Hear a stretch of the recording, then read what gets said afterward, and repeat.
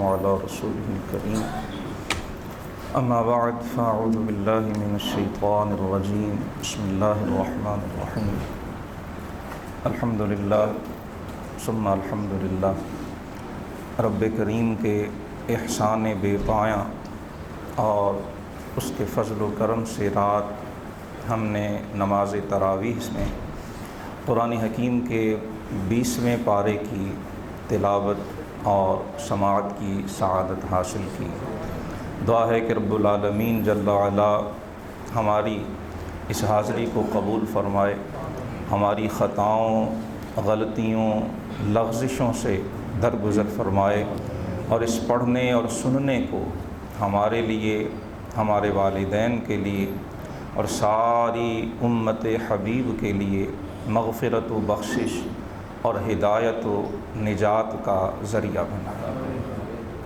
20ویں پارے کا آغاز سورہ نمل کی آیا نمبر 60 سے ہوتا ہے، اور آیا نمبر 60 سے لے کر یہ پورا پہلا رکوع آیا نمبر 66 تک اللہ تعالیٰ کی بے پناہ قدرتوں کا اظہار اس میں کیا گیا۔ اللہ کی شانیں کیا ہیں، رب العالمین جل وعلا کی قدرت کے مظاہر کیا، اس کائنات میں صفحہ ہستی میں اس خالق کائنات کی عظمت کے کون کون سے نشان موجود ہیں، اس پہلے رکوع میں بڑے پرتاثیر اور بڑے پرجلال انداز میں ان کا ذکر کیا گیا۔ مشرکین سے سوال کیا جا رہا ہے کہ آسمانوں اور زمین کو پیدا کرنے والی ذات کس کی ہے، آسمانوں سے، بادلوں سے بارش برسانے والی طاقت کون سی ہے، اس بارش سے، زمین سے طرح طرح کے پھل پھول پودے اور باغات اگانے والی ذات کون سی ہے؟ اگر اللہ کی قدرت نہ ہو، فرمایا تم تو ایک درخت اگانے کی طاقت بھی نہیں رکھتے۔ اِلٰہٌ مع اللہ، یہ وہ سوال ہے جو اس رکوع میں بار بار پوچھا گیا۔ فرمایا ان ساری اللہ کی قدرتوں کے جلووں کو دیکھو، کیا اللہ کے ساتھ کوئی شریک ہے؟ یہ صورت سوال کی ہے، مقصود انکار ہے۔ ہرگز ہرگز اس وحدہ لا شریک کے ساتھ کوئی شریک نہیں۔ فرمایا زمین کو تمہارے لیے بچھونے اور فرش کی طرح کس نے پیدا کیا ہے؟ اس زمین میں دریا اور نہریں کس نے بہائی ہیں؟ اور پھر اس زمین کے اندر وہ پہاڑوں کی میخیں کس نے گاڑی ہیں؟ اور پھر سمندروں کے درمیان رکاوٹ اور حجاب بنانے والی قدرت کون سی ہے؟ اِلٰہٌ مع اللہ۔ فرمایا ذرا غور تو کرو، جب تم ہر طرف سے مایوس اور نا امید ہو جاتے ہو، جب کسی پریشان حال کو اپنی پریشانی دور کرنے کی کوئی صورت نہیں سوجتی ہے، وہ کس ذات سے دعا مانگتا ہے؟ کون سی ہستی ہے جو سب کی پریشانیوں کو دور کرتی ہے، اور جس نے تمہیں زمین میں اپنا نائب مقرر کیا؟ اِلٰہٌ مع اللہ۔ فرمایا کون ہے جو تمہیں خشکی اور تری کی تاریکیوں میں ہدایت کی راہ سجھاتا ہے؟ کون بارشوں کو، ہواؤں کو بارشوں سے پہلے خوشخبری دینے والا بنا کے بھیجتا ہے؟ اِلٰہٌ مع اللہ۔ کون ہے جس نے پہلے ہر چیز کو پیدا کیا، ثم یعیدہ، اور پھر وہ دوبارہ بھی انہیں پیدا فرمائے گا؟ کون ہے جو آسمانوں اور زمین سے تمہیں رزق عطا فرماتا ہے؟ اِلٰہٌ مع اللہ۔ کیا اللہ کے ساتھ کوئی اور خدا ہے؟ ہاتوا برہانکم ان کنتم صادقین۔ فرمایا یہ اللہ کی توحید کے دلائل ہیں، یہ اللہ کی قدرت کے دلائل ہیں۔ تمہارے بتوں کے خدا کے ساتھ شریک ہونے کی اگر کوئی دلیل تمہارے پاس ہے تو لے کے آؤ۔ یہاں پر رک کر یہ بھی سمجھنے کی ضرورت ہے کہ قرآن کی نزدیک شرک سے بڑا کوئی گناہ نہیں، اللہ سبحانہ و تعالیٰ کی شرک سے بڑی اور کوئی توہین نہیں ہے۔ یہ وہ جرم ہے جس کے بارے میں وہ ارحم الراحمین فرماتا ہے کہ لا یغفر ان یشرک بہ، یہ جرم ناقابل معافی ہے۔ ایسے ناقابل معافی جرم پر بھی اللہ نے مخاطب سے دلیل مانگی ہے۔ فرمایا اگر تم اپنے موقف میں سچے ہو تو اپنی دلیل لاؤ۔ بتایا جا رہا ہے کہ ڈسکشن کیسے ہوتی، بحث کیسے کی جاتی، انسان آپس میں کسی مسئلے پہ اختلاف رائے کیسے کرتے، انسانیت کے گر قرآن سکھا رہا۔ اور ہم سے بڑھ کر نادان کون ہوگا، ہم سے بڑا ظالم کون ہوگا جو ایسی کتاب ہدایت پر ایمان رکھنے کے باوجود جب بحث کرتے ہیں تو اخلاق کے دائرے سے نکل جاتے ہیں، جب گفتگو میں اختلاف رائے کرتے ہیں تو انسانیت تو چھوڑیے، وہ تو حیوانیت کے درجے سے بھی نیچے چلے جاتے ہیں۔ کیا ایسا وتیرہ اپنانے والی قوم خود کو قرآن پر ایمان رکھنے والی کہلانے کی حقدار بنتی؟ کاش ہم قرآن پڑھیں۔ قرآن تو مشرکوں سے بھی کہتا ہے ہاتو برہانکم ان کنتم صادقین، ہم اللہ کو وحدہ لا شریک مانتے ہیں، تم اگر بتوں کو خدا مانتے ہو تو دلیل لے آؤ، اگر تم سچے ہو تم دلیل پیش کرو، ہم تمہاری دلیل پہ غور کریں گے، ہم اس کے نتائج، اس کے عواقب دیکھیں گے، اگر اس میں کوئی طاقت، اس میں کوئی لاجک، اس میں کوئی منطق، اس میں کسی بھی قسم کی کچھ تھوڑی سی بھی شعور اور عقل کو اپیل کرنے والی کوئی چیز ہوئی، ہم ضرور اس میں غور کریں۔ یہ انداز بحث بھی ہمیں قرآن سکھاتا ہے، اور جو قرآن سے منہ موڑتا ہے وہ بد نصیب اپنے سوا کسی کا نقصان نہیں کیا، پھر وہ قوم ذلت کی پاتال میں گر جاتی ہے جو قرآن سے خود کو دور کر لیتی، اسے کوئی چیز روک نہیں سکتی ہے ذلتوں کی انتہا میں جانے سے جو خود کو قرآن سے دور کر لیتا ہے۔ قرآن حکیم نے بڑے پرتاثیر اسلوب میں اللہ کی وحدانیت کا بھی ذکر کیا اور مشرکین و کفار سے ان کے باطل عقیدے پر دلیل طلب فرمائی۔ دوسرے رکوع کا آغاز کفار کے پھر اسی بے بنیاد اعتراض اور سوال سے ہوتا کہ ہمارے آباء و اجداد کو مرے صدیاں بیت گئیں، ان کی ہڈیاں گل سڑ کر رزق خاک ہو گئیں، اذا کننا ترابا وآباؤنا ائنا لمخرجون، جب ہڈیاں بھی گل کر مٹی میں مل گئیں دوبارہ زندہ کیسے کیے جائیں گے؟ لقد وعدنا ھذا نحن وآباؤنا، یہ ہمارے آباء و اجداد سے بھی کہا جاتا رہا کہ تمہیں مرنے کے بعد دوبارہ زندہ کیا جائے گا، تمہارا حساب و کتاب لیا جائے گا، تمہیں قبروں سے اٹھایا جائے گا۔ 1000 سال ہو گئے ہیں، 2000 سال ہو گئے ہیں، 5000 سال ہو گئے ہیں، ابھی تک تو قبروں سے نکالا نہیں گیا، ابھی تک تو قیامت آئی نہیں، وہ کب آئے گی؟ یہ وہ سوالات ہیں جو مشرکین بالتکرار کیا کرتے تھے۔ وَيَقُولُونَ مَتَىٰ هَٰذَا الْوَعْدُ إِن كُنتُمْ صَادِقِينَ، اے محمد صلی اللہ علیہ وسلم اگر آپ سچے ہیں کہ قیامت آئے گی تو کب آئے گی؟ اللہ پاک نے فرمایا عَسَىٰ أَن يَكُونَ رَادِفَ لَكُمْ بَعْضُ الَّذِي تَسْتَعْجِلُونَ، اے قرآن کی جلدی مچانے والے، قیامت کی جلدی مچانے والوں، ہو سکتا ہے کہ وہ ابھی آ لے جس کی تم جلدی مچاتے ہو، اور جب وہ آ جائے گی تو پھر کسی کو مہلت نہیں دی جائے گی، اور یہ مہلت کا ملنا فرمایا تمہارا رب تو لذو فضل علی الناس، وہ تو لوگوں پہ بڑا فضل فرمانے والا ہے۔ اے بد نصیبو جسے بحث و تکرار میں ضائع کر رہے ہو، یہ مہلت تو رجوع الی اللہ کے لیے دی گئی تھی، جسے تم فضول باتوں میں ضائع کیے جا رہے ہو یہ تو تمہیں اپنی آخرت کو سنوارنے کے لیے دی گئی تھی۔ یہ سنہری لمحات، یہ عمر عزیز کی سنہری ساعتیں یہ تو اس لیے دی تھی کہ دل کو رب کی یاد سے آباد کرو، تم انہیں کن کاموں میں ضائع کر رہے ہو؟ وَلَكِنَّ أَكْثَرَهُمْ لَا يَشْكُرُونَ، لیکن فرمایا اکثر لوگ اللہ کا شکر ہی ادا نہیں کرتے ہیں۔ فرمایا قیامت اپنے وقت پر آئے گی، اللہ رب العالمین اپنے وعدوں کو پورا فرمائے گا، اور اسی رکوع کے اندر آیا نمبر 82 میں اللہ پاک نے قیامت کی ایک ایسی نشانی کا ذکر فرمایا جو اس کے علاوہ قرآن حکیم میں کہیں اور ذکر نہیں کی گئی۔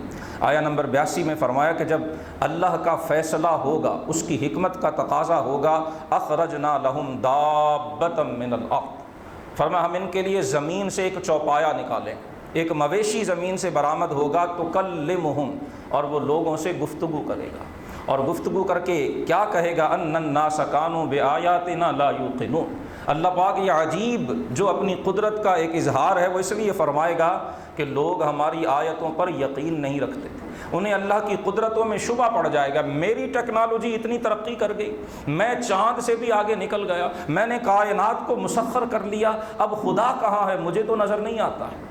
اسی پارے میں سورہ قصص جو اگلی سورت ہے اس میں ذکر کیا جائے گا کہ فرعون کے سامنے جب جناب موسیٰ علیہ السلام نے اللہ کی وحدانیت پر ایمان لانے کی اسے دعوت دی تھی تو فرعون نے حامان سے کہا تھا اوقد لی یا حامان، اے حامان میرے لیے ایک اونچا مینار بنا دو، میں اوپر جا کے دیکھوں تو صحیح کہ موسیٰ کس رب کی بات کرتے ہیں، میں دیکھوں تو صحیح کہ وہ رب کہاں ہے۔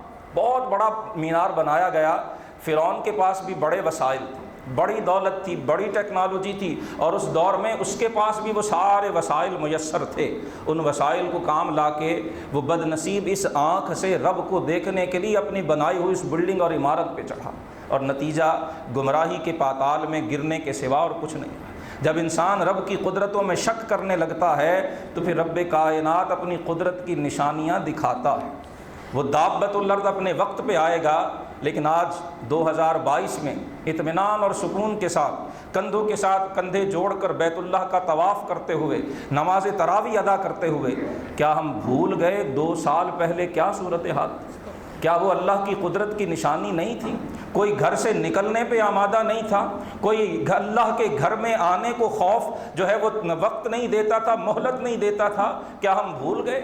قرآن کہتا ہے کان الانسان عجولا، انسان بڑا ہی جلد باز ہے۔ اللہ اپنی قدرت کی نشانیاں دکھاتا ہے۔ کتنی لاشیں روزانہ اٹھا کرتی تھیں، روزانہ مردوں کی گنتیاں پورے انٹرنیشنل پرنٹ اور الیکٹرانک میڈیا پہ چلا کرتی تھی۔ کیا یہ اللہ کی قدرت کی نشانیاں نہیں تھیں؟ کہاں گئی ٹیکنالوجی؟ کہاں گئی میڈیکل سائنس کا عروج؟ کہاں گئی دنیا کی بڑی بڑی لیبارٹریز؟ تھرڈ ورلڈ کو تو چھوڑ دیجئے، جو سب سے زیادہ ایڈوانسڈ ورلڈ ہے، جو سب سے زیادہ ترقی یافتہ ممالک ہیں، آج ڈیٹا گواہ ہے کہ سب سے زیادہ موتیں بھی وہیں پہ ہوئی۔ ان الناس کانوا بآیاتنا لا یوقنون۔ اللہ کا قرآن سچا ہے، رب کا کلام سچا ہے۔ جب انسان کو اللہ کی قدرتوں میں شک ہونے لگتا ہے، رب ایک چھام پر ایسا رسید کرتا ہے، قدرت ایک چانٹا ایسا مارتی ہے، ایک تماچا ایسا دھرا جاتا ہے کہ جن کی نصیب کھلے ہوں ان کی آنکھیں کھل جاتی ہیں، اور جو بد نصیب اپنی مہلت پوری کر چکے ہوں ان کی آنکھیں تب بھی نہیں کھلتی۔ کیا وہ اللہ کی قدرت کا اظہار نہیں تھا؟ دابۃ الارض کے بارے میں بھی قرآن نے یہی فرمایا ہے کہ اللہ پاک اسے اس وقت ظاہر کرے گا ان الناس کانوا بآیاتنا لا یوقنون، جب لوگوں کو اللہ کی قدرتوں میں شک ہونے لگ جائے، جب لوگ رب کی قدرتوں کو ماننے پہ آمادہ نہیں ہوں گے، پھر وہ قادر و قہار اپنی قدرت کے جلوے دکھائے۔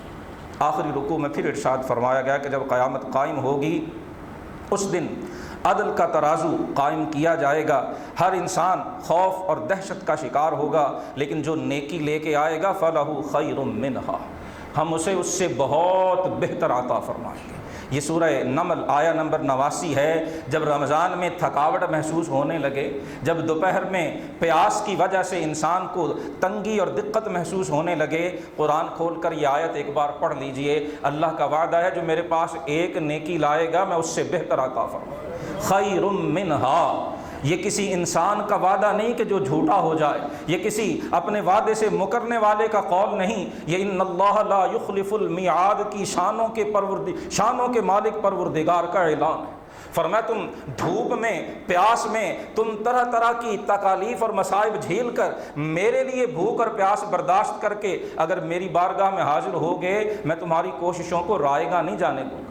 تم بڑھاپے کے باوجود، تم ضعف کے باوجود، تم کمزوری کے باوجود اگر رمضان کی راتوں میں میرے گھروں میں کھڑے ہو کر میرا کلام سننے کے لیے ہاتھ باندھ کے کھڑے رہو گے تو یاد رکھنا تمہارا پروردگار بھولنے والا نہیں ہے۔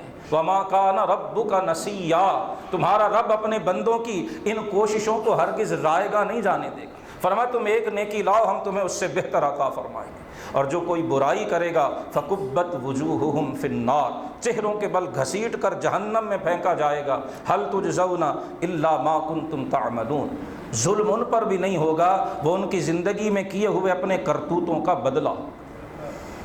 آیہ نمبر 91 بڑی ہی قابل غور ہے۔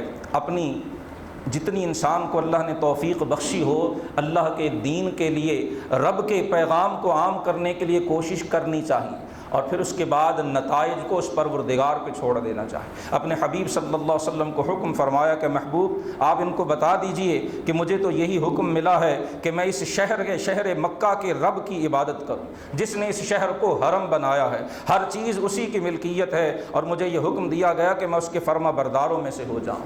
وَأَنْ أَتْلُوَ الْقُرْآنَ، مجھے تو حکم ملا ہے میں نے قرآن پڑھتے رہنا ہے، کوئی مانے یا نہ مانے، کوئی اپنے دل کے دروازے کھولے یا اپنی بد نصیبی کے وجہ سے بند کیے رکھے، ان اتلو القرآن، مجھے تو حکم ملا ہے میں نے قرآن پڑھتے جانا ہے، میں نے قرآن تلاوت کرتے جانا ہے، میں نے قرآن کی تلاوت ترک نہیں کرنی ہے۔ فمن اہتدی فانما یہتدی لنفسہ، جو راہ ہدایت پہ آیا ہے اس نے اپنا بھلا کیا ہے، اس نے اپنی آخرت کو سنوار لیا ہے، اور جو گمراہی کی شاہراہ پہ سرپٹ دوڑا چلا جاتا ہے فقل انما انا من المنذرین، اسے بتا دیجئے میں تو صرف رب کے عذاب سے ڈرانے والا ہوں، میں تو تمہیں ہدایت کی طرف بلانے والا ہوں۔ اعلان کر دیجئے الحمدللہ، سب تعریفیں اللہ کے لیے ہیں، سیریکم آیاتی، وہ عنقریب تمہیں اپنی نشانیاں دکھائے گا۔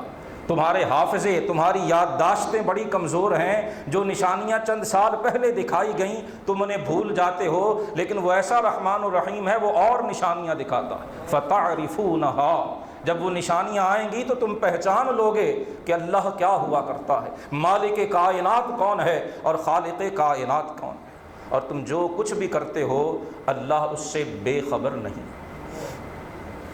سورۃ القصص اگلی سورہ مبارکہ ہے، یہ بھی مکی ہے، 88 آیات اور 9 رکوعوں پہ یہ سورہ مبارکہ مشتمل ہے۔ قاسیم میم کے حروف مقطعات سے سورت کا آغاز ہوتا ہے، اور ایک بار پھر قرآن کی حقانیت کا اعلان تلک آیات الکتاب المبین سے کیا جاتا ہے۔ اس سورہ مبارکہ کی خصوصیت یہ ہے کہ جتنی تفصیل کے ساتھ جناب سیدنا موسیٰ کلیم علی نبینا وعلیہ الصلاۃ والسلام آپ کے احوال حیات سورہ قصص میں بیان ہوئے ہیں، قرآن حکیم میں کہیں بھی اتنی تفصیل سے بیان نہیں ہوئے۔ اس میں بہت سی نشانیاں اور بہت سی ہدایت کے سامان ہیں۔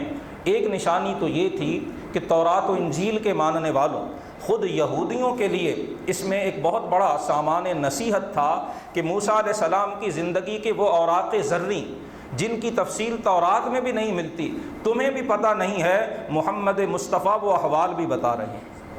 اگر یہ کسی سے سن کر بتاتے، تورات پڑھ کر بتا رہے ہوتے تو وہی باتیں بتاتے جو تورات میں موجود، لیکن یہ وہ باتیں ہیں جو تورات میں بھی موجود نہیں، تو پھر تم مانتے کیوں نہیں ہو کہ یہ اللہ کا کلام سناتے ہیں۔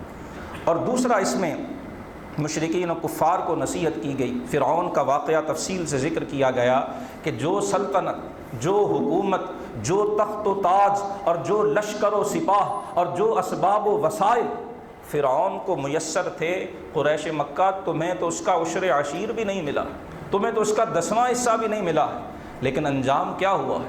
فرعون نے جناب موسیٰ کی دعوت کو ٹھکرایا ہے تو ذلیل و رسوا ہو کر نیست و نابود ہو کے حرف غلط کی طرح دنیا سے مٹا دیا گیا۔ تمہارا انجام بھی کہیں ایسا ہی نہ ہو۔ ساتھ ساتھ اہل ایمان کو بھی تسلی ہے کہ اے اہل ایمان، اے مکہ کی زندگی میں میرے حبیب پر ایمان لانے والوں، مشرکین و کفار کے ظلم و ستم جھیلنے والوں، تسلی رکھو، میری قدرت کو منظور ہو تو میں فرعون کے محل میں موسیٰ کی پرورش کروا دیا کروں، میری حکمتوں کا تقاضا ہو تو خود فرعون کی بیوی کی گود میں میں اس موسیٰ کی پرورش کراتا ہوں جنہیں قتل کرنے کے لیے فرعون نے پوری سلطنت میں اعلان کر دیا تھا کہ کسی نو مولود بچے کو زندہ رہنے نہ دیا جائے۔ قرآن اس واقعے کے ذریعے، سورہ قصص کے ذریعے صحابہ کرام علیہم رضوان کو بھی السابقون الاولون، وہ عظیم ہستیاں، وہ انسانیت کے آسمان ہدایت پہ چمکنے والے ستارے، ان کے لیے بھی تسلی ہے، اور قیامت تک آنے والے ہر مسلمان، ہر قاری قرآن کے لیے اس میں تسلی ہے، ڈھارس ہے کہ جو اللہ کا منصوبہ ہے وہ پورا ہو کے رہتا ہے۔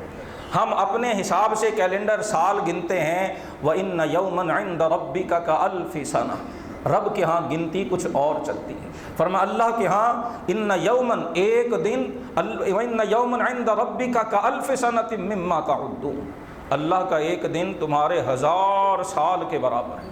اور یہ 1000 سال بھی ایگزیکٹ مراد نہیں ہے، صرف اور صرف ایک اندازے کے لیے کہ بہت لمبا عرصہ ہوتا ہے۔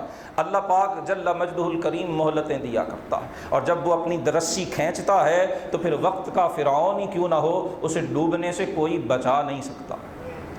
بتایا گیا کہ فرعون نے زمین میں تکبر کی راہ اختیار کی، بنی اسرائیل کے لڑکوں کو ذبح کرنا شروع کیا اور ان کی لڑکیوں کو زندہ رکھنا شروع کیا تاکہ ان سے خدمت لے سکے، اور اللہ فرماتا ہے ہم نے یہ چاہا کہ جو زمین میں کمزور ہیں ہم انہیں طاقت عطا کریں۔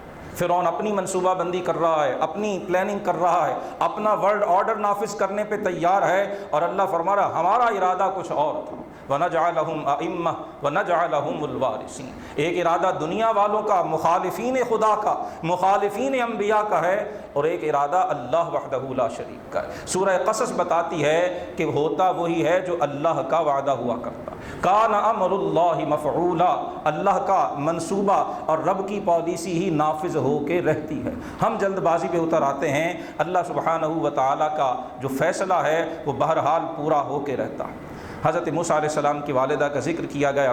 جناب موسیٰ علیہ السلام پیدا ہوتے ہیں، حکومت فرعون کی طرف سے اعلان ہے کہ بنی اسرائیل کے گھر میں کوئی لڑکا زندہ رہنے نہ پائے۔ جناب موسیٰ کی والدہ آپ کو چھپا کے جو ہے وہ رکھتی ہیں، بڑے احتیاط سے کسی کو کانوں کان خبر نہ ہونے پائے آپ ان کی پرورش بھی کر رہی ہیں، دودھ بھی پلا رہی ہیں، اور دھڑکا بھی ہے کہ کہیں جو فرعون کے ہرکارے اور جاسوس ہیں انہیں خبر نہ ہو جائے۔ اللہ پاک فرماتے ہم نے موسیٰ کی طرف یہ وحی کی کہ جب آپ کو ڈر ہو کہ کہیں فرعون کے جاسوس اور فوجی ننھے موسیٰ کو اپنے قبضے میں نہ لے لیں، آپ ایسا کیجئے انہیں صندوق میں رکھ کے بہتی ہوئی لہروں کے سپرد کر دیجئے۔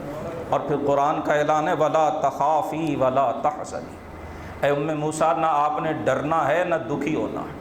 ایک ماں جس کا شیر خوار دودھ پیتا بچہ، کیا وہ اپنے بچے کو صندوق میں ڈال کے دریا کی لہروں کے سپرد کر سکتی ہے؟ سوچا بھی نہیں جا سکتا۔ موسیٰ نے یہ کیسے کیا؟ اوحینا، یہاں مفسرین نے لکھا ہے وحی سے مراد ہے کہ اللہ نے جناب موسیٰ علیہ السلام کی والدہ کے دل کو وہ سکون عطا فرما دیا کہ یہ فیصلہ ان کے لیے آسان ہو گیا۔ اگر اللہ رب العالمین قلب موسیٰ کو یہ تسلی نہ دیتا تو وہ شاید کبھی بھی ایسا نہ کرتا۔ وعدہ کیا جا رہا ہے کہ موسیٰ انا رادوہ الیک، گھبرانا نہیں، اسے بہتی ہوئی لہروں کے سپرد آپ کیجئے، اللہ کا یہ وعدہ ہے کہ ہم اسے واپس لا کے آپ کی گود میں ڈالیں گے۔ وَجَاعِلُوهُ مِنَ الْمُرْسَلِينَ، آپ اس انگوٹھا چوستے دودھ پیتے بچے کو ہمارے حکم پر بہتی لہروں کے سپرد کیجئے، ہم وعدہ کرتے ہیں ہم رسول بنا کر آپ کے پاس واپس لائیں۔ جَاعِلُوهُ مِنَ الْمُرْسَلِينَ، ہم منصب رسالت پر فائز کریں۔ اور پھر اللہ کی قدرت کا اعلان کیا جا رہا ہے فَالْتَقَطَهُ آلُ فِرْعَوْنَ، قرآن نے تفصیلات ذکر نہیں کی، کتب تفاسیر میں ہے کہ وہ صندوق بہتا بہتا اس دریا، اس نہر کے ذریعے فرعون کے محل میں پہنچ جاتا ہے، جو نہر فرعون کے باغات کو سیراب کرنے کے لیے بنائی گئی تھی۔ آپ حضرت آسیہ زوجہ فرعون محل وہاں باغ میں بیٹھی ہوئی ہیں، صندوق کو دیکھتی ہیں، اسے نکلوایا جاتا ہے، جب کھولا جاتا ہے تو وہ آسیہ جو ایک عرصے سے اولاد کے لیے تڑپ رہی ہیں، جن کی گود اور جن کا دل اولاد کو سینے سے لگانے کے لیے بےتاب ہے، ایک ننھا بچہ، ایک ایسا خوبصورت بچہ جسے قرآن کہتا ہے فَأَلْقَيْنَاهُ عَلَيْكَ مَحَبَّةً مِّنِّي، اللہ پاک نے جناب موسیٰ کے چہرے پر بچپن میں وہ حسن و رعنائی، وہ حسن و جمال، وہ خوبصورتی، وہ کشش رکھتی تھی کہ جو دیکھتا تھا آپ کا دیوانہ ہو جاتا۔ حضرت آسیہ اولاد بھی نہیں ہے، دیکھتی ہیں اٹھا کے سینے سے لگا لیتی ہیں، اور پھر فرعون قتل کرنے کا ارادہ کرتا ہے تو حضرت آسیہ کہتی ہیں کہ اسے چھوڑ دو، یہ ہماری آنکھوں کی ٹھنڈک ہوگا۔ اے فرعون تیری اتنی بڑی سلطنت ہے، تو نے پتہ نہیں کتنے بچے قتل کروا دیے، کیا ایک بچہ تو میرے کہنے پہ نہیں چھوڑ سکتا؟ اور پھر فرعون کا دل پسیج جاتا ہے، وہ باز آ جاتا ہے، اور اللہ پاک دراصل فرما رہے ہیں کہ ان فرعون و حامان و جنودہما کانوا خاطئین، فرعون اور حامان جو فرعون کا وزیر تھا، بہت سے لوگ صرف اور صرف اپنی وزارتوں کے چکر میں دنیا اور آخرت برباد کر بیٹھتے ہیں، جو فرعون وقت اپنے وقت کے حکمرانوں کی جو ہے وہ رضا حاصل کرنے کے لیے اللہ اور اللہ کے رسول کے احکام کو بھی پس پشت پھینک دیتے ہیں، ان کے حصے میں ذلت اور رسوائی کے سوا کچھ نہیں آتا۔ اللہ فرما رہا ہے کہ فرعون، حامان اور ان کا لشکر وہ سب کے سب غلطی پر تھے کہ اللہ کے منصوبے کو رد کر لیں گے، ایسا ہرگز نہیں ہو سکے گا۔ اور پھر اس کے بعد قرآن ذکر کرتا ہے وَأَصْبَحَ فُؤَادُ أُمِّ موسیٰ فارغا، جناب موسیٰ کی والدہ نے بیٹے کو لہروں کی سپرد تو کر دیا، لیکن ماں کے بےتاب دل کو کسی پل چین نہیں آ رہا، قرار نہیں آ رہا۔ حضرت موسیٰ کی بہن سے کہتی ہیں کہ جاؤ اس صندوق کے ساتھ ساتھ چلتی جاؤ، دیکھو یہ کہاں جاتا ہے۔ اور اللہ فرما رہا ہے کہ اگر ہم موسیٰ کے دل کو قرار نہ بخشتے تو وہ شاید اس راز کو افشا کر دیتی۔ یہ اللہ کی طرف سے تسلی تھی کہ وہ اس راز کو چھپائے رہیں۔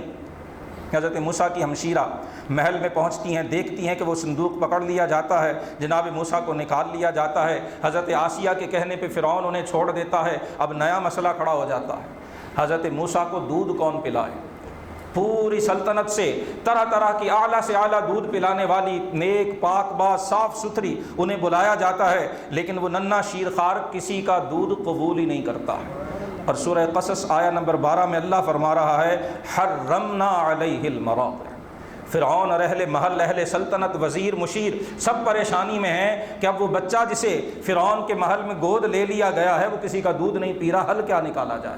اللہ فرما رہا ہے وہ دودھ پی نہیں رہا تھا، بلکہ ہم نے ان پر دودھ پلانے والیوں کو حرام کر دیا تھا۔ ہم نے ننھے موسیٰ کو یہ سمجھا دیا تھا کہ سوائے اپنی والدہ کے شیر کے کسی کا دودھ قبول نہیں کرنا۔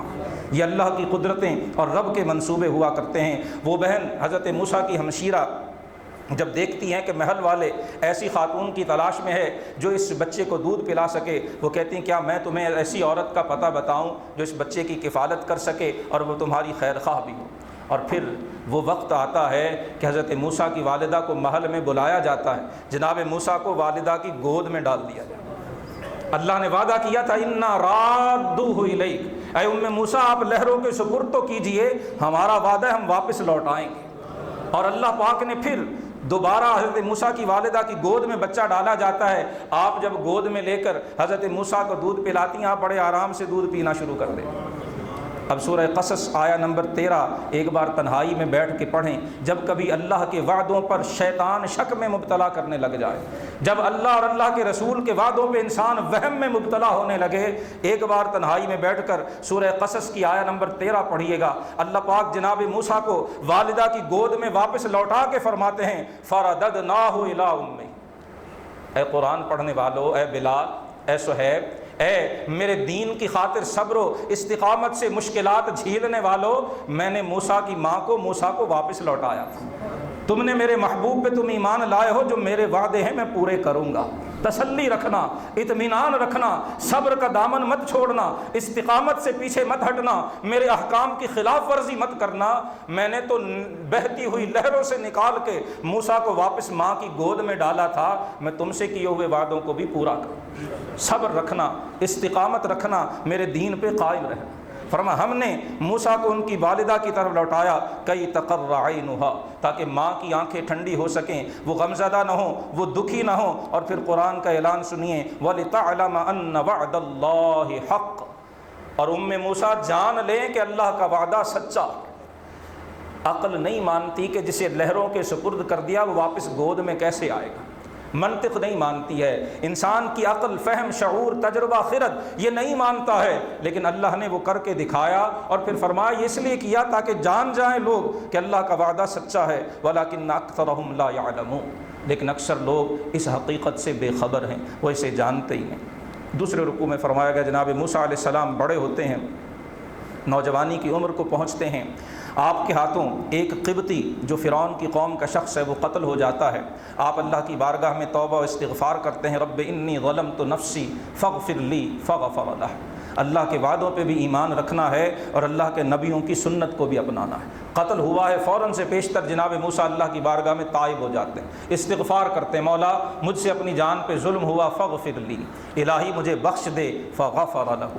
اللہ پاک فرماتے ہم نے جناب موسیٰ علیہ السلام کو بخش دیا۔ اور پھر آپ جو ہے وہ دوبارہ وہی شخص جس نے پہلے مدد طلب کی اور اس کی مدد کرتے ہوئے ایک شخص قتل ہوا، دوسرے دن وہ پھر جھگڑ رہا ہے، آپ کو پھر اپنے مدد کے لیے بلا رہا ہے، جناب موسیٰ اسے ڈانٹتے ہیں اور آگے بڑھ کر چھڑانے کی کوشش کرتے ہیں۔ وہ قبطی کہتا ہے کہ موسیٰ کہ آپ مجھے بھی قتل کرنا چاہتے ہیں؟ جناب موسیٰ کو بتایا جاتا ہے کہ اب لوگ آپ کو قتل کرنا چاہتے ہیں، لہذا آپ یہاں سے چلے جائیں۔ آپ وہ وطن، وہ فرعونی حکومت چھوڑ کر وہاں سے مدین کی طرف تشریف لے جاتے ہیں۔ تیسرے رکوع میں پھر آگے کے احوال ذکر کیے گئے۔ مدین کے کنویں پہ آپ پہنچتے ہیں، تنے تنہا ہیں، کوئی مونس و غمخوار نہیں ہے، کوئی ٹھکانہ نہیں ہے، نہ کھانے پینے کا کوئی انتظام ہے، نہ رہائش کا کوئی سبب جو ہے وہ میسر ہے۔ وہاں آپ دیکھتے ہیں کہ لوگ اپنے جانوروں کو پانی پلا رہے ہیں اور دو نوجوان لڑکیاں وہ پیچھے ہٹ کر جو ہے کھڑی ہیں، ان کے ساتھ بھی کچھ جانور ہیں لیکن وہ اپنے جانوروں کو پانی نہیں پلا رہی۔ جناب موسیٰ پوچھتے ہیں ما خطبکما، تم دونوں کیوں کھڑی ہو؟ وہ بتاتی ہیں کہ ہم کمزور ہیں،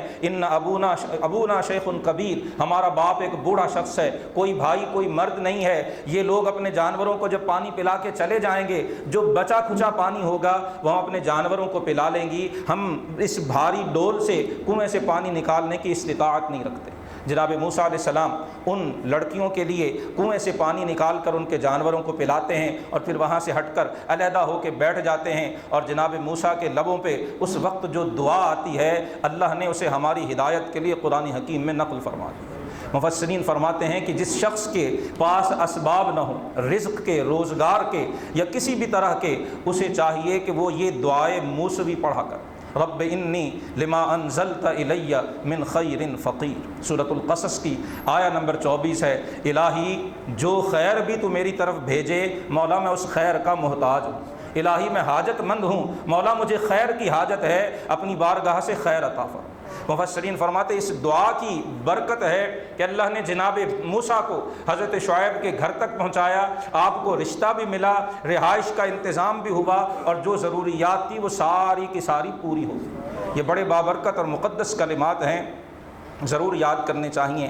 ان میں سے ایک بیٹی جا کر والد کو بتاتی ہے کہ آج کنویں پہ ایک نوجوان نے ہماری مدد کی ہے، والد جناب شعیب ہیں، وہ کہتے بیٹی جاؤ اسے بلا کے لاؤ۔ وہ فجاءتہ احداہما تمشی علی استحیاء، قرآن نے ایک ہی وصف بنت شعیب کا ذکر کیا کہ وہ حیا کے ساتھ باحیا اور باوقار طریقے سے چلتی ہوئی جناب موسیٰ کے پاس آئیں اور اپنے والد کا پیغام دیا۔ حضرت موسیٰ جناب شعیب کے پاس پہنچتے ہیں، سارا معاملہ بتاتے ہیں۔ حضرت شعیب فرماتے ہیں لا تخف نجوت من القوم الظالمین، اے موسیٰ گھبرانے کی ضرورت نہیں ہے، آپ فرعون کی سلطنت سے باہر آ چکے ہیں، یہاں اس کی دسترس نہیں ہے۔ پھر جناب موسیٰ اور شعیب میں معاہدہ ہوتا ہے۔ حضرت شعیب فرماتے ہیں میں اپنی ایک بیٹی کا نکاح آپ سے کرنا چاہتا ہوں، شرط یہ ہے کہ آپ میرے پاس میرے جانور جو ہیں، یہ میرا ریوڑ جو ہے، اسے کچھ عرصہ کے لیے چرائیے۔ ان تأجرنی 8 حجج، 8 برس تک آپ میرا ریوڑ چرائیے، اور اگر 10 پورے کر لیں تو یہ آپ کی نیکی ہوگی۔ حضرت موسیٰ علیہ السلام اسے قبول کرتے ہیں۔ وہ وقت گزر جاتا ہے، 8-10 سال آپ جناب شعیب علیہ السلام کے ساتھ رہتے ہیں، پھر نکاح ہو جاتا ہے۔ اپنی زوجہ کے ساتھ جب آپ واپس آ رہے ہیں، طور کے قریب پہنچتے ہیں، اللہ پاک کی رحمت آپ کی رہنمائی فرماتی ہے۔ آپ کو دور سے یوں لگتا ہے جیسے کہیں آگ جل رہی ہے، سردی کا موسم ہے، سفر کی حالت ہے، اور کتب تفاسیر میں کہ شاید بارش وغیرہ بھی ہو چکی تھی، آگ کی شدید آپ کو طلب تھی کہ اہلیہ صاحبہ بھی اسے جو ہے وہ اس سے حرارت حاصل کر سکیں، آپ خود بھی اس سے کچھ جو ہے وہ اطمینان حاصل کر سکیں۔ دور سے روشنی چمکتی ہوئی محسوس ہوئی، اہلیہ سے کہا لگ رہا ہے کہ شاید وہاں کوئی موجود ہے، میں تھوڑی سی آگ لے کے آؤں گا تاکہ ہم اس سے فائدہ اٹھا سکیں۔ اور جب آپ وہاں پہنچتے ہیں، قرآن فرماتا ہے پھر آپ کو نودی من شاطئ الوادی الایمن، کوہ طور کی دائیں جانب سے ندا دی گئی۔ اس مبارک خطہ زمین میں ایک درخت سے آواز آئی کہ اے موسیٰ انی انا اللہ رب العالمین۔ درخت کون سا تھا، درخت سے آواز کیسے آئی، اس آواز کی کیا کیفیت تھی، یہ وہ ساری باتیں ہیں جنہیں الفاظ میں بتایا ہی نہیں جا سکتا ہے۔ جناب موسیٰ کو شرف ہم کلامی عطا ہوتا ہے، منصب رسالت پہ فائز کیا جاتا ہے، اللہ کی طرف سے معجزہ عطا ہوتا ہے۔ جو عصا ہاتھ میں تھا، حکم ہوتا ہے اسے پھینکیے، جب آپ پھینکتے ہیں تو وہ ایک بہت بڑا اژدہا بن جاتا ہے۔ جناب موسیٰ تھوڑا سا ڈرتے ہیں، حکم ہوتا ہے اقبل ولا تخف، موسیٰ ڈریے مت، آگے بڑھ کے اسے پکڑ لیجئے، یہ پھر عصا بن جائے گا۔ ید بیضا کا معجزہ عطا ہوتا ہے، اور حکم ہوتا ہے کہ جائیے فرعون اور اس کی قوم کے پاس اور انہیں شرک اور کفر سے ہٹا کر میری توحید کی دعوت دیجیے۔ جناب موسیٰ علیہ السلام تشریف لے جاتے ہیں، حضرت ہارون کو بھی آپ کی درخواست پر منصب نبوت پہ فائز کیا جاتا ہے۔ پھر فرعون سے جو آپ کی گفتگو ہوتی ہے اسے ذکر کیا گیا۔ فرعون نے آپ کی ساری باتیں سن کر کہا کہ حامان میرے لیے ایک بہت بڑا مینارہ بناؤ جس پہ چڑھ کے میں دیکھوں کہ کیا آسمانوں میں کوئی خدا ہے بھی صحیح۔ انی لا اظنہ من الکاذبین، یہ موسیٰ تو مجھے جھوٹے لگتے ہیں، نعوذ باللہ من ذالک، مجھے ان کی بات سچی نہیں لگتی۔ واستکبر هو وجنودہ فی الارض، سلطنت، حکومت، تخت و تاج، مال و دولت، جاہ و لشکر، اس کا اتنا تکبر فرعون کے اندر تھا کہ جناب موسیٰ کے معجزات دیکھ کر بھی اسے یقین نہیں آ رہا۔ اللہ پاک فرماتا جب وہ تکبر کی ہر حد سے آگے نکل گیا فَأَخَذْنَاهُ، پھر ہم نے اس کو پکڑ لیا، وَجُنُودَهُ، اس کے سارے لشکر کو بھی گرفت میں لیا، فَنَبَذْنَاهُمْ فِي الْيَمِّ، ہم نے فرعون کو اس کے تخت و تاج، اس کے لشکر و سپاہ سمیت فرمایا سمندر کی لہروں کے سپرد کر دیا۔ فَانظُرْ كَيْفَ كَانَ عَاقِبَةُ الظَّالِمِينَ، اب دیکھ لو کہ ظالموں کا انجام کیا ہوا کرتا ہے۔ اگلے رکوع میں پھر تفصیل سے جناب موسیٰ علیہ السلام کی حقانیت اور ان کی قوم اور فرعونیوں کے لا یعنی سوالات کا تذکرہ کیا گیا، اور یہیں پر آیا نمبر 58 بڑی قابل غور ہے۔ آج امت مسلمہ کو یہ پٹی بھی پڑھائی جا رہی ہے، اکنامیکل جو ترقی ہے اور اکنامک گروتھ کے بغیر دنیا میں کسی قوم کی عزت نہیں۔ مسلمان اس لیے ذلیل و رسوا ہیں، ان کے پاس پیسہ نہیں ہے، ان کے پاس دولت نہیں ہے، ان کے پاس ٹیکنالوجی نہیں ہے، ان کے پاس وسائل نہیں ہیں۔ اگر یہ چیزیں آ جائیں تو پھر عزت کمائی جا سکتی ہے۔ سورۃ القصص آیا نمبر 58 میں فرعونیوں کے احوال ذکر کر کے اللہ پاک فرماتا ہے بہت سی بستیاں ایسی تھیں بطرت معیشتہا، جن کی معیشت اپنے پورے عروج پہ پہنچی ہوئی تھی، بڑی دولت تھی ان کے پاس۔ فرعون غریب نہیں تھا، کمزور نہیں تھا، بے اسباب نہیں تھا۔ اللہ پاک فرما رہے صرف معیشت کی ترقی، صرف پیسے کی ریل پہ، صرف اسباب کی اور وسائل کی فراوانی، یہ ہرگز عزت کی دلیل نہیں ہے۔ بہت سی قومیں گزری، بطرت معیشتہا، ان کی معیشت بڑی ترقی یافتہ تھی، لیکن ہوا کیا؟ فتلک مساکنہم لم تسکن من بعدہم الا قلیل۔ جب انہوں نے ہمارے پیغام سے منہ موڑا، ہمارے انبیاء و مرسلین کو جھٹلایا، ہم نے نمونہ عبرت بنا لیا۔ وَكُنَّا نَحْنُ الْوَارِثِينَ، اور ہم ہی اس کائنات کے وارث۔ اصول دے دیا کہ اللہ پاک کسی قوم کو اس وقت تک برباد نہیں کرتا جب تک اللہ پاک ان میں اپنا پیغامبر بھیج نہیں دیتا، اپنا رسول بھیج نہیں دیتا، انہیں وعید سنائی نہیں جاتی، انہیں اللہ کا پیغام پہنچا نہیں دیا جاتا، اس وقت تک اللہ کسی قوم کو ہلاک نہیں کیا کرتا۔ اور جب اللہ کا پیغام آ جائے، رب کا رسول تشریف لے آئے، اور جب ہدایت کے تمام تقاضوں کی تکمیل ہو جائے، پھر جو اس وقت بھی نہ مانے اس کا انجام پھر نہایت عبرت ناک ہوا کرتا ہے۔ حضرت اقبال نے اسی نقطے کو یوں ذکر کیا تھا کہ سبب کچھ اور ہے جسے آپ جانتا ہے تو، زوال بندہ مومن کا بے زری سے نہیں۔ مسئلہ صرف معیشت کا نہیں ہے، اس سے کہیں گھمبیر اور اس سے کہیں بڑا۔ اسی سورہ مبارکہ کے آخر میں اللہ پاک نے ایک بڑا اہم واقعہ آیہ نمبر 76 سے سورۃ القصص کا 8واں اور 20ویں پارے کا 11واں رکوع ہے، قارون کا واقعہ بیان فرمایا ہے۔ قارون، قرآن نے اس کی دولت کا اندازہ یہ ذکر کیا ہے کہ اس کی خزانوں کی کنجیاں اٹھانے کے لیے ایک طاقتور جماعت کی ضرورت پڑا کرتی۔ ابھی بات ہوئی تھی کہ جو معیشت ہے، یہ معیشت اور مال و دولت کی کثرت صرف یہی عزت کے لیے، ہدایت کے لیے اور رب کا محبوب بننے کے لیے کافی نہیں ہے۔ ایمان کے بغیر کوئی عزت نہیں ہے۔ قارون کے پاس بے پناہ دولت تھی، اور یہ واقعہ تورات میں بھی ذکر ہوا ہے، کتب سابقہ میں بھی ذکر ہوا ہے۔ دنیا کی جتنی زبانیں اور جتنے ادب ہیں، ہر ادب اور ہر زبان میں دولت کے بے پناہ جو تعداد ہے اسے ذکر کرنے کے لیے قارون کے خزانوں کو بطور ضرب المثال استعمال کیا۔ بہت بڑا دولت مند تھا، لیکن دل میں جناب موسیٰ کا بغض ہے۔ مفسرین نے لکھا ہے آپ کی قوم میں سے تھا، آپ کے خاندان میں سے تھا، چچا زاد بھائی لگتا تھا، حسد کا شکار ہو گیا کہ موسیٰ اور ہارون اللہ کے نبی ہیں اور میں نبی نہیں ہوں۔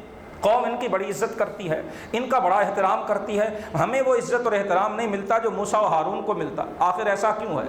حسد کے مارے اللہ کے نبی جناب موسیٰ علیہ السلام کی مخالفت کی، اپنی دولت کے بلبوتے پر جناب موسیٰ علیہ السلام کا استہزاء کیا، مذاق اڑایا، اور سرمایہ دارانہ ذہنیت کو قرآن نے یہاں آیہ نمبر 78 میں واضح کیا ہے کہ جب قارون سے کہا جاتا کہ تم، اللہ نے تمہیں یہ دولت دی ہے، تم رب کے حکم کے مطابق اسے خرچ کرو، جناب موسیٰ جو کہتے ہیں اس پہ ایمان لے آؤ، تو وہ کہتا تھا انما اوتیتہ علی علم عندی۔